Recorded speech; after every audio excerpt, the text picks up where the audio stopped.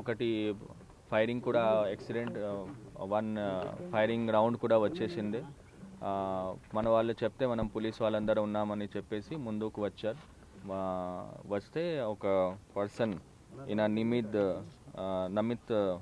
నమిత్ శర్మ, ఆయన దగ్గర ఇది రియల్ ఎస్టేట్ ఢిల్లీ అతను, ఆయన దగ్గర నుంచి వెపన్ ఆ వెపన్లో ఒక live round as well as ఒకటి ఖాళీ కార్తూస్ కూడా తర్వాత దొరికింది. సో మొత్తం ఈ ఇక్కడ పార్టీ దానిలో 10 మంది దాకా ఉన్నారు. 10 మందిలో different realtors, business men as well as political persons కూడా ఉన్నారు.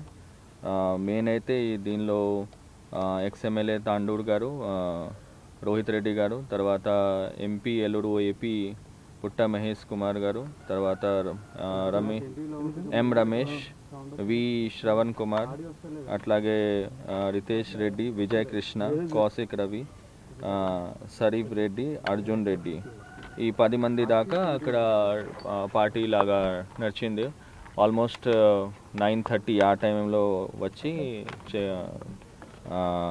రేడ్ చేయడం జరిగింది.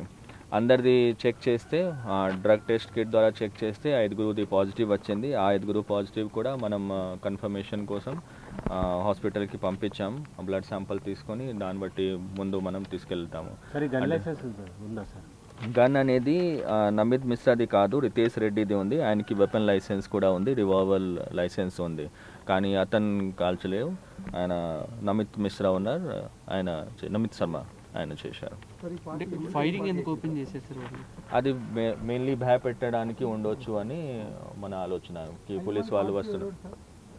5 మంది పాజిటివ్, దానిలో రోహిత్ రెడ్డి, ఎక్స్ఎమ్మెల్యే తాండూర్, తర్వాత నమిత్ మిశ్రా, దెన్ రితేష్ రెడ్డి, కౌశిక్ రవి అండ్ అర్జున్ రెడ్డి, 5గురు ఉన్నారు. ఇప్పుడు ఆర్మ్స్ యాక్ట్లో ఎవరెవరి మీద ఆర్మ్స్ యాక్ట్ వస్తుంది?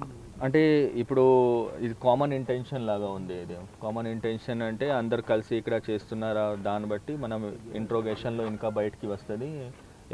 దానిలో ఎవరు తెలిసిన వాళ్ళు, ఎవరు తెలిసిన తర్వాత కూడా ఫైరింగ్ చేస్తున్నారు. సో అందరిపైన కాదు, బట్ డెఫినెట్లీ ఇంట్రోగేషన్ బట్టి ఎవరెవరు ఉండొచ్చు అని చెప్పేసి మనం అంటే క్యాజువల్ ఇప్పుడు డిఫరెంట్ ఏరియా వాజ్లో ఉన్నారు.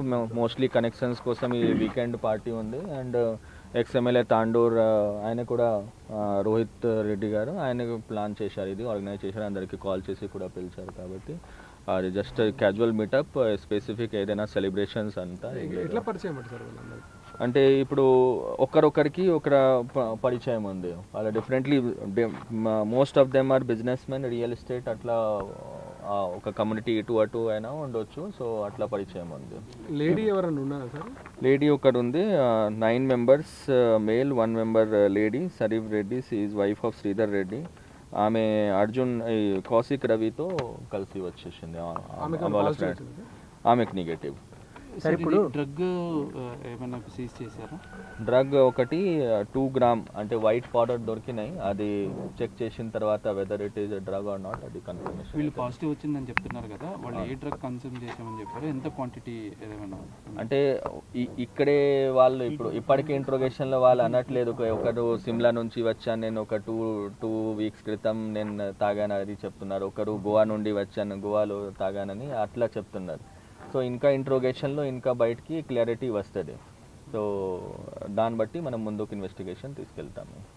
సార్ ఇప్పుడు జంట తెలుగు రాష్ట్రాల్లో ఏ గొడవ అయినా డ్రగ్స్ అయినా మొయినాబాద్ హైలైట్ అవుతుంది, కానీ ఇక్కడ పోలీసులు ఏం చేస్తారు? ఫామ్ హౌస్లో ప్రతి గొడవ ఇక్కడ నుంచి స్టార్ట్ అవుతుంది, కానీ ఇక్కడ పోలీసులు ఏం చేస్తున్నారు సార్? ఫామ్ హౌస్ ఎక్కువ మొత్తంలో జరుగుతుంది, జంట రాష్ట్రాల్లో జరుగుతుంది. తెలంగాణ ఇప్పుడు మొయినాబాద్ ఎక్కువ హైలైట్ అవుతుంది. మనం వచ్చేసరికి ఇప్పుడు లాస్ట్ 3 monthsలో మనం 2సారి ఇట్లానే వీకెండ్ టైంలో ఒక కార్డన్ సర్చ్ లాగా పెట్టుకుని సుమారు 200+ మంది 10 టీమ్స్ తయారు చేసి ఒకసారి కాదు 2సారి న్యూ ఇయర్ ఈవ్లో కూడా మనం మొత్తం ఈ ఏరియా చెక్ చేశాం. అంటే జనరల్ సర్ప్రైజ్ చెకింగ్ లాగా. సో మన తరఫు నుండి ఒకటి deterrence as well as intelligence, అది 2 మనం ఇంటెలిజెన్స్ పెడుతున్నాం కాబట్టి ఈ విధంగా ఈ రిజల్ట్ ఒకటి వచ్చింది. So general deterrence as well as మనం స్పెసిఫిక్ ఇన్పుట్ బేస్డ్ యాక్షన్ తీసుకోవడం అది చేస్తూ ఉన్నాం. మనం మధ్యలో ఇప్పుడు ఎట్లా ఉంటుంది అంటే ఈ గ్రూప్లో కూడా ఈ చిన్న చిన్న ఫామ్ హౌసెస్ అంటే ఇవన్నీ ఫామ్ హౌసెస్ వచ్చినాయి, ప్రైవేట్ ఫామ్ హౌసెస్.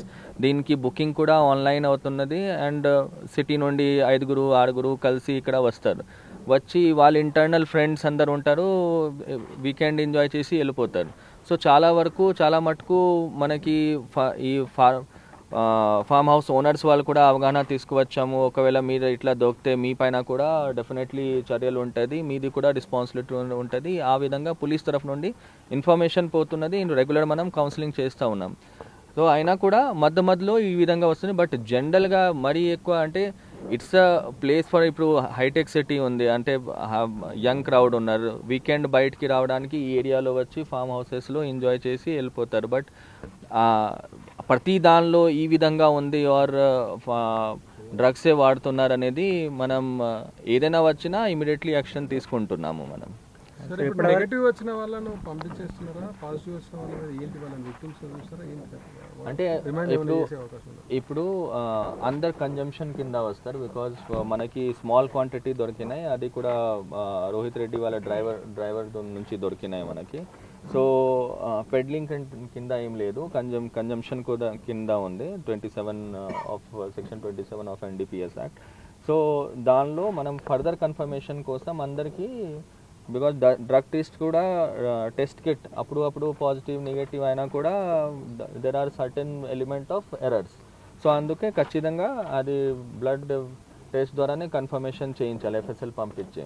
సో అందుకే అందరినీ హాస్పిటల్ తీసుకెళ్ళి మనం బ్లడ్ శాంపిల్స్ తీసుకుంటాం, అది FSLకి పంపిస్తాం. అండ్ దెన్ ఫైనల్ కన్ఫర్మేషన్ అవుతుంది వెదర్ యాక్చువల్లో ఉన్నారా లేదా అని. రాష్ట్ర ప్రభుత్వం డ్రగ్స్ పైన ఉత్పాదన మోపుతుంది. ఒక రాజకీయవేత్తనే, రోల్ మోడల్ ఉండాల్సిన రాజకీయవేత్తనే డ్రగ్స్ పట్టుబడుతుంది. దీనిపైన మీ అభిప్రాయం? అంటే ఏదైనా సొసైటీ డ్రగ్స్ అనేది చాలా నష్టకరంగా, ఈ చిన్న ఊరు ఉండొచ్చు ఆర్ పెద్ద రాష్ట్రం ఉండొచ్చు, మన డ్రగ్స్ సంబంధించి అస్సలు జీరో టాలరెన్స్. దానికి ఏదైనా పొలిటికల్ రీజన్ కానీ, రిలీజన్ కానీ ఆర్ పర్టికులర్ పార్టీ కానీ ఏమి లేదు. డ్రగ్స్ అంటే అస్సలు వద్దు, కంప్లీట్ జీరో టాలరెన్స్.